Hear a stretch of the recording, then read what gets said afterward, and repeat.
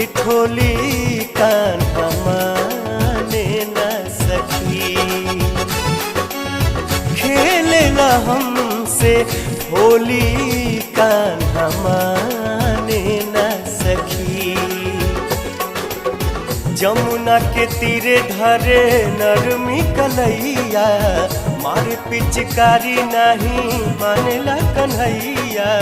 भीजला हमरी चोली कान्हा माने न सखी। खूब करे ठिठोली